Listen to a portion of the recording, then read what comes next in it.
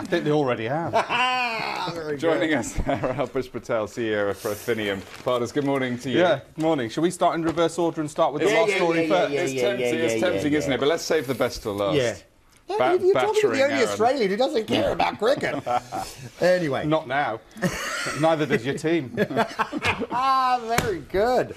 We're starting what? Well, we're starting with another kind of interesting contest. The Republican candidates, 10 of them lining up on TV for this debate. You always have strong opinions. What do you make of Donald Trump?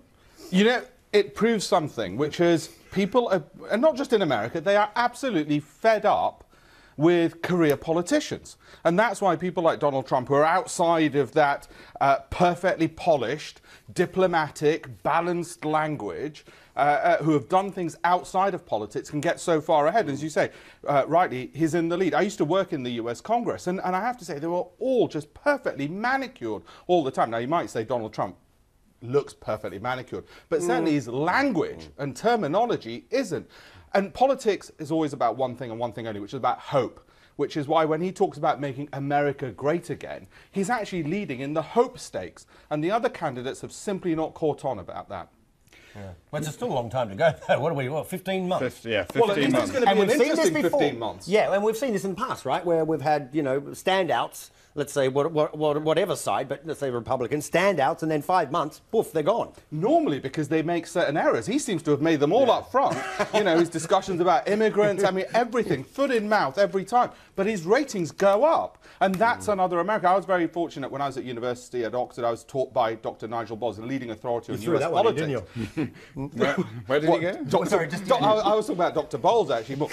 And the thing about him was, he would explain to us that there's actually many different Americas, and this is a representation of another America, which is the America which says, well, actually, we are the greatest nation. We are a country of business. And it's extraordinary that America has not elected more business people to the highest office. Actually, I think the closest has been Rockefeller, who was vice president. Do you think, though, it's just an illusion, that he's actually selling false hope and, you know, it's appealing now, but actually when push comes to shove, it's not, it's actually professional politicians, I mean, career professional politicians that people actually want. What do you think they're selling? You know, it's exactly the same thing. If anything, he certainly learnt that political trick, but it's about deliverability. People actually believe he can deliver. Yeah.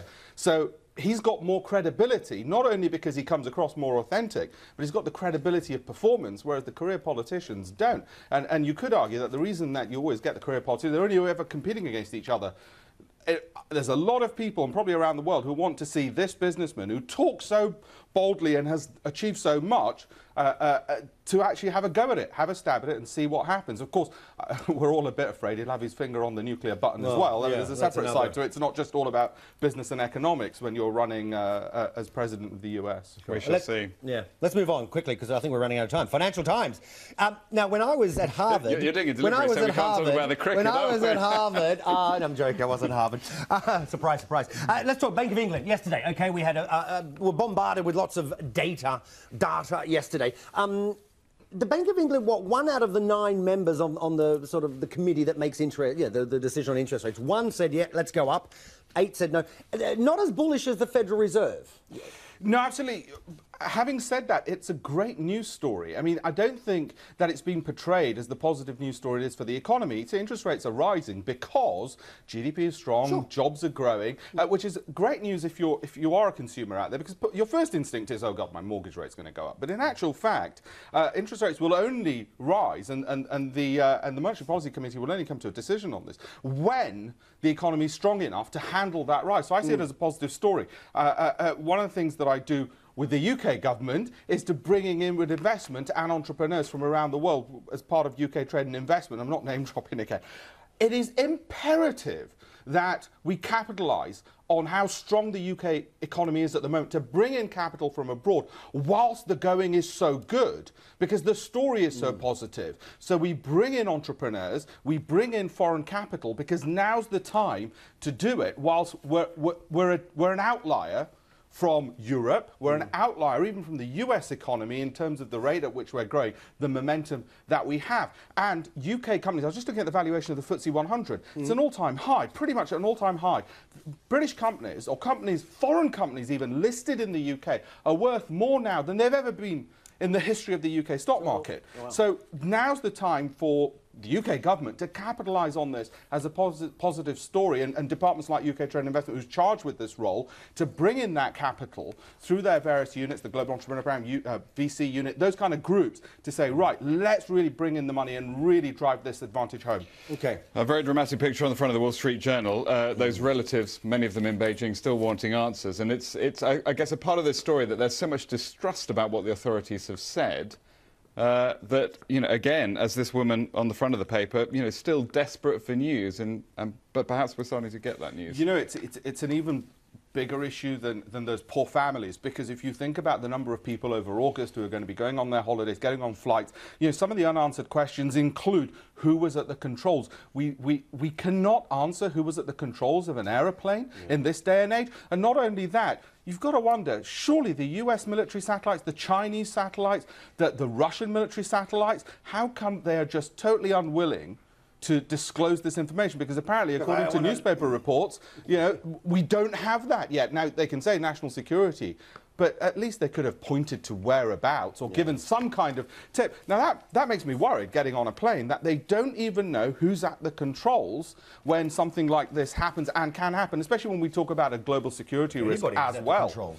Or if anybody was. Hey, listen, we're running out of time in a couple of minutes. This is amazing. God love him. Yeah. God love this bloke what a lucky from man. the Czech Republic.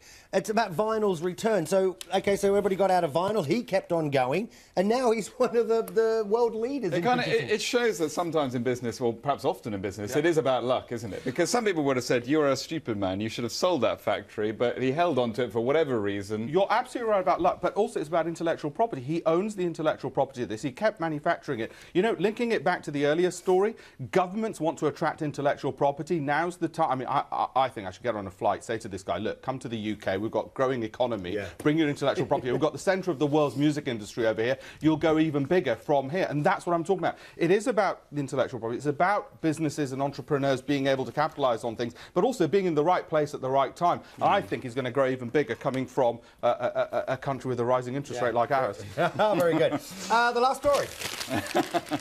You know what? It's not often I'm going to be able to do this on BBC News on a serious programme when it comes to story. I'm just dancing. I'm just dancing. The funny thing is, you don't follow cricket. I don't follow cricket. I'm of Indian origin. Do I like cricket? I typically say cricket's like, I don't follow. It's like watching paint dry, although not yesterday morning, within a couple of hours. Yeah. I mean, it's dismal performance. Okay, it's not often that, and certainly the British media has something nice to say about the English cricket team or anything. And it's great that we've got a good news story about cricket. It was phenomenal. And, I know there'll be some English people, myself included, who'll be thinking, well, this too shall come to pass. Wait till we go to Australia. But for the moment... Let's enjoy the moment. We've had enough stick from you. And the other thing is, we can't win everything anyway, right? It's like, pretty much anything. Certainly not this newspaper. And to be able to do it to an Australian, it's most satisfying. We're going to go. Good to see you.